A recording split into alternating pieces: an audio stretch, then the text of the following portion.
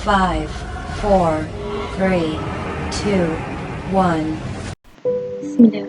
Assalamualaikum warahmatullahi wabarakatuh. Nama saya Nabila binti Abadi, nombor metrik 281334. Jadi pada hari ini saya akan menerangkan mengenai topik yang saya pilih, iaitu topik obesiti. Jadi apa itu obesiti? Obesiti merupakan suatu penyakit yang kompleks di mana terdapatnya pengumpulan lemak yang berlebihan pada tubuh dan menyebabkan seseorang itu mengalami berat badan yang berlebihan. Berdasarkan laporan Sejawat Kesihatan dan Morbiditi Kebangsaan tahun 2011 mendapati sebanyak 33.3% rakyat Malaysia yang berumur 18 tahun ke atas adalah berada dalam kategori pre-obes dan sebanyak 27.2% adalah obes.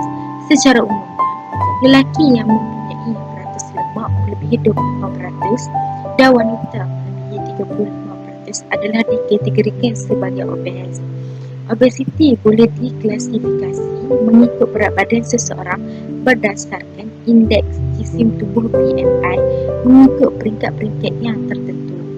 Seterusnya, saya akan menceritakan ataupun menunjukkan statistik yang terkini, iaitu statistik menunjukkan Malaysia telah berada di peringkat yang tertinggi, iaitu pada kadar 15.6%. Jadi saya menunjukkan statistik ini yang menunjukkan 54.7% perempuan dan juga 60.9%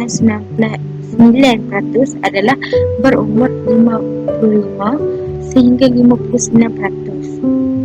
Dan seterusnya adalah 29.8% adalah kategori kanak-kanak pada usia 5 tahun sehingga 17 tahun. Seterusnya, saya akan menyatakan beberapa faktor yang menyebabkan obesiti ini berlaku, iaitu faktor yang pertama adalah pemakanan punca obesiti, di mana pada zaman sekarang faktor pemakanan punca obesiti yang paling utama.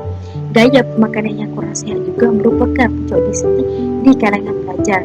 Obesiti sering berpunca dari pengambilan kalori yang terlalu banyak daripada sumber karbohidrat dan lemak seperti nasi, tepung, roti, biskut, minuman manis dan makanan-makanan yang bergoreng. Faktor yang kedua adalah gaya hidup tidak sihat. Selain pemakanan yang kurang sihat, kurang bersenam juga punca obesiti yang penting juga. Seterusnya, masalah kesihatan. Kajian-kajian telah mendapati bahawa anak-anak di mana ibu bapanya mengidap obesiti mempunyai risiko setinggi 80% untuk mengidap obesiti juga. Jika ibu bapa mempunyai berat badan yang normal, maka risiko anak-anak mereka untuk mengidap obesiti adalah dianggarkan pada 10% sahaja. Seterusnya adalah punca-punca lain, iaitu stres juga termasuk dalam punca-punca yang lain yang penting, terutamanya dalam kalangan pelajar dan orang dewasa. Sesetengah orang yang mengalami tekanan akan mengambil makanan yang berlebihan sebagai cara untuk mengurangkan stres.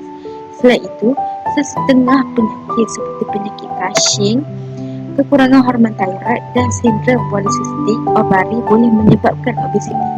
Obesiti juga boleh berpunca dari kesan samping ubat-ubatan seperti ubat hormon, ubat steroid dan ubat psikiatrik.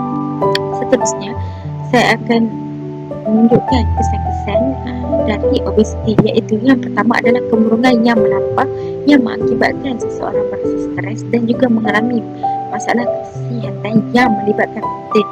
Kedua adalah kurang keyakinan diri untuk berhadapan orang ramai.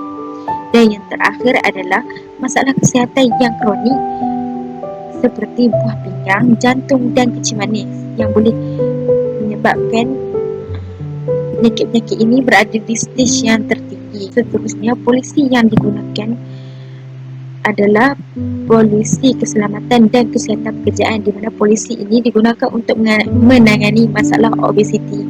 Jadi, antara aspek yang ditetapkan ataupun diterapkan adalah yang pertama, penilaian, yang kedua, intervensi dan yang ketiga, pemantauan. Okey, penilaian dinilai melalui data soal studi dan pemeriksaan kesihatan. Intervensi pula iaitu rawatan yang diberikan dan pendidikan yang diberikan mengenai kepentingan penjagaan kesihatan. Seterusnya adalah pemantauan. Pemantauan dilakukan bagi mengurangi pengurangan BMI, pengurangan tekanan darah dan sebagainya. Secara kesimpulannya adalah obesiti kerap kali terjadi disebabkan oleh kombinasi pengambilan tenaga makanan yang secara keterlaluan, kurangnya aktiviti jasmani dan kerentanan genetik.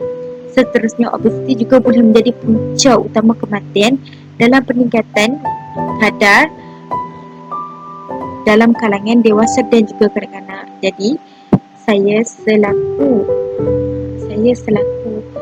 individu yang pernah mengalami obesiti menasihatkan agar orang ramai untuk menjalani kehidupan yang sihat seperti pengambilan makanan yang seimbang dan juga berjogging dan juga sebagainya, supaya kita sendiri tidak akan ataupun kita dapat mencegah penyakit obesiti. Sekian dari saya. Wabillahi taufiq wal hidayah. Wassalamualaikum warahmatullahi wabarakatuh.